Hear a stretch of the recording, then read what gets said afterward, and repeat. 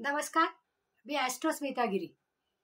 आता दिवाळी अगदी दारात येऊन ठेपलेली आहे पहा. मग आपल्याला दिवाळीमध्ये काही विशिष्ट गोष्टींची आवश्यकता असते पहा. आणि मग ते पूजेच्या अगोदर जर आपण आपल्याकडे ठेवले आणि त्याची व्यवस्थित पूजा अर्चा केली तर त्याचं फळ आपल्याला जास्तीत जास्त मिळतं. आता दिवाळीच्या संदर्भामध्ये जेवढ्या काही गोष्टी आहेत किंवा लक्ष्मीला जेवढ्या काही प्रिय गोष्टी आहेत त्या सगळ्या समुद्रमंथनातून आल्या आणि सगळ्यात शेवटी लक्ष्मी बाहेर आली. म्हणजे आधी तिच्या आवडीच्या सगळ्या गोष्टी बाहेर आल्या आणि मग लक्ष्मीने अवतार घेतला. तर आपल्याला या दिवाळीमध्ये आपल्याकडे जर कुठली मोठी पूजा असेल तर त्यावेळेस गुरुजी सगळ्यात आधी शंखाची पूजा करतात. शंखाची पूजा का बरं करतात? कारण लक्ष्मीला अतिशय प्रिय असलेला असा हा शंख. कारण लक्ष्मीच्या पतीला म्हणजेच विष्णूच्या हातात सदैव याचं वास्तव्य असतं आणि म्हणून तो लक्ष्मीला जास्त प्रिय आहे. मग लक्ष्मीला जेव्हा आवाहन करायचं त्यावेळेस आपल्याला या शंखाची प्रतिष्ठापना करणं अत्यंत गरजेचं असतं. मग प्रत्येकाच्या घरी शंख असतोच असं नाही, पण जर शंख असला तर त्याची या पद्धतीने पूजा करा आणि नसला तर दिवाळीला अजून अवकाश आहे.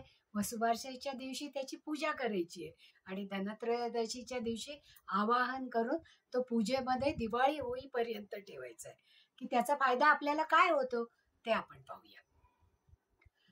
आता बंगालमध्ये तर शंख प्रत्येक शुभ कार्यामध्ये वापरलं जातो पहा. म्हणजे जे अशुभत्व किंवा जी निगेटिव्ह एनर्जी घरामध्ये आहे किंवा पूजेच्या वेळेस जी आजूबाजूला असते ती दूर व्हावी म्हणून शंखवादन केलं जातं. सुरुवातीला शंखवादन केलं जातं आणि मग ती निगेटिव्हिटी काढून टाकली जाते. त्याचप्रमाणे आपले सगळे जे वीर शूर महाभारतामध्ये जेवढे जेवढे व्यक्ती होऊन गेल्या त्यांच्या प्रत्येकाचा वैयक्तिक असा शंख होता पहा. आणि युद्धामध्ये त्याचा तो वाजवलाच जायचा. म्हणजे शंख फुंकला जायचं म्हणायचं की ज्याच्यामुळे समोर असणारा प्रतिस्पर्धी हा सावध होईल आणि युद्धाला सुरुवात झाली असं त्याचं शंखनाद झाल्यावर ते ठरवायचे. त्याप्रमाणे आपल्याला माहिती आहे की कृष्णाच्या हातामध्ये पांचजन्य शंख होता. की अर्जुनाकडेही शंख होता, पण कृष्णाचा शंख जेव्हा वाजला जायचा त्यावेळेस तिन्ही लोकांमध्ये त्याची गर्जना व्हायची. कारण कृष्ण हा स्वतः विष्णूच आहे पहा आणि विष्णूला प्रिय असणारा असा हा शंख दक्षिणावर्ती शंख आहे. आणि नवनिधीमध्ये दक्षिणावर्ती शंखाचं महत्व अत्यंत जास्त पद्धतीने सांगितलेलं आहे. आणि दक्षिणावर्ती शंख म्हणजे काय? रिद्धी आणि सिद्धी असलेला हा धनदायक असा, लक्ष्मी देणारा, मान आणि प्रतिष्ठा देणारा, सन्मान वाढवणारा, पद आणि उच्च पद देणारा, राजकीय उच्च स्तर हे सर्व विशिष्ट पद्धतीने पूजा करून 5 दिवसासाठी जर आपण त्याची प्रतिष्ठापना केल्यानंतर आपल्या पूजेमध्ये किंवा लक्ष्मी धनत्रयोदशीच्या दिवशीच्या पूजेपासून भाऊबीजेपर्यंत जर आपण ते पूजेमध्ये ठेवलं तर त्याचं फळ आपल्याला अत्यंत चांगल्या प्रमाणात मिळतं. तर ही 5 दिवसाची प्रतिष्ठापनाची विधी कसा आहे की ज्याच्यामुळे आपल्याला चमत्कारिक अशी फळं मिळतात पहा. शंखाची पंचोपचारे पूजा करायची. पंचोपचारे पूजा करायची म्हणजे काय? कच्चं निरसं दूध जे तापवलेलं नाहीये, ज्याच्यामध्ये स्निग्धांश म्हणजे साय जी असते की नाही त्याचा अंश तसाच असतो पहा. मग असं हे कच्चं निरसं दूध आणि त्यांनी त्या शंखाला अभिषेक करायचा. त्याच्यानंतर कोमट पाण्याने अभिषेक करायचा आणि मग साध्या पाण्याने अभिषेक करायचा. त्याच्यानंतर त्याला चंदन लावायचं आणि चमेलीची किंवा मोगऱ्याची जी सुगंधित फुलं आहेत ज्याच्यामुळे लक्ष्मी जास्त प्रसन्न होते पहा, म्हणून ही सुगंधित फुलं त्याच्या शंखावर व्हायची. त्याचप्रमाणे धूप आणि दीप दाखवायचा म्हणजे उदबत्ती आणि निरांजन हे सुद्धा तुपाचं.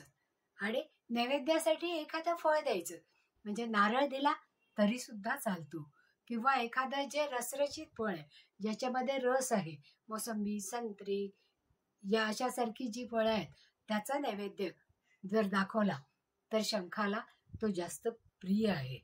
त्यामुळे ही पंचोपचारे केलेल्या पूजेने शंख घरामध्ये शांतता, सौख्य, समाधान, आनंद आणि भरभराट याची निर्मिती करतो. तर ही या शंखाची पूजा दर पौर्णिमेला करणं अपेक्षित आहे. जसं सत्यनारायणची पूजा पौर्णिमेला करतात की नाही, तसंच शंखाची पूजा ही जर पौर्णिमेला केली तर तो शंख जास्तीत जास्त चार्ज होतो आणि त्याच्या ऑऱ्यामुळे आपल्या सगळ्या घरामध्ये संरक्षण मिळतं घराला. त्यामुळे आपल्याकडे अक्षय लक्ष्मी होते, धन आणि धान्य यांची वृद्धी होते, सुख आणि समृद्धी प्राप्त होते.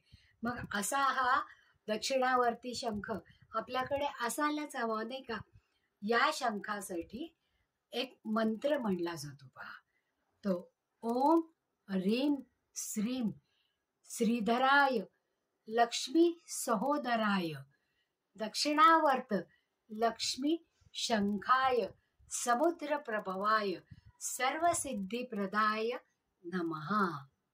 म्हणजे हा मंत्र म्हणून जर आपण शंखाची स्थापना केली तर त्याचं फळ आपल्याला शतपटीने जास्त मिळतं. पहा की जेव्हा आपण जप करतो त्यावेळेस आपलं सगळं तन मन आणि धन अर्पून आपण हा जप करत असतो.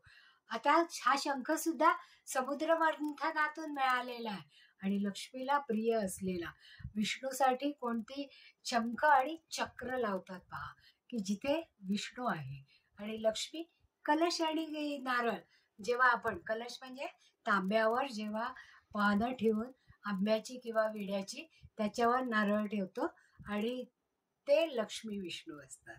म्हणजे विष्णू आणि लक्ष्मीच्या एकत्रित आवाहनासाठी हा शंख त्यांना अत्यंत प्रिय असलेला जर आपण पूजा करून आपल्या पूजेत हे दिवाळीच्या वेळेस 5 दिवस ठेवला तर तो अत्यंत सिद्ध होतो आणि त्याचा ऑरा वाढतो, ज्यामुळे घरामध्ये सदैव प्रसन्नता राहते आणि घर एनर्जीनी भरलेलं राहतं. आता या शंखामध्ये नरशंख सुद्धा असतात, पण नरशंख हे खूप जास्त महाग असतात. हे शंख पाहताना ते व्यवस्थित काळजीपूर्वक बघून घ्यावे लागतात. जर आपण ते काळजीपूर्वक बघून घेतले नाही तर आपण फसण्याची शक्यता असते. तर शंख हा वाजणारा हवा आणि शंख आपल्या घरामध्ये असावा आणि तो दक्षिणावर्ती असावा. दक्षिणावर्ती म्हणजे ज्याचं मुख दक्षिणेकडे ओपन असतं पहा, असा. आणि त्याच्यामध्ये नेहमी पाणी भरून ठेवावं. आणि आपल्या घरात जर लहान मुलं असतील तर त्यांना या शंखातलं पाणी हे नक्की प्यायला द्यावं.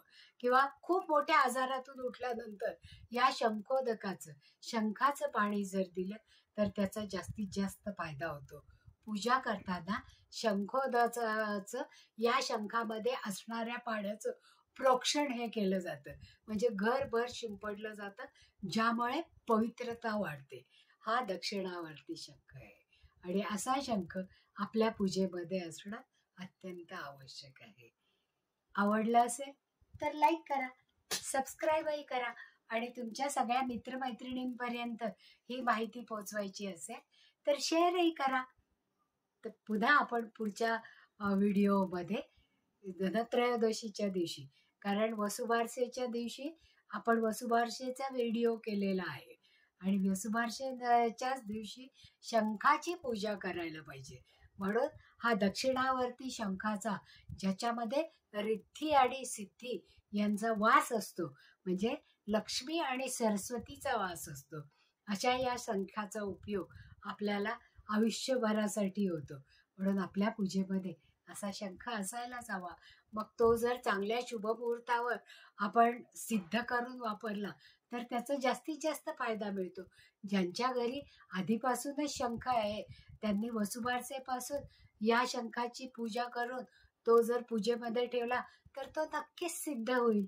आणि असा हा शंख वर्षभर तुम्हाला धनधान्य, समृद्धी आणि लक्ष्मी प्रदान करेल आणि घरामध्ये तुमच्या शांतता आणि समृद्धी. आवडला असेल तर लाईक करा, सबस्क्राईबही करा आणि तुमच्या सगळ्या मित्रमैत्रिणींपर्यंत पोचवायचे असेल तर शेअरही करा. धन्यवाद. पुन्हा भेटूया पुढच्या व्हिडिओ.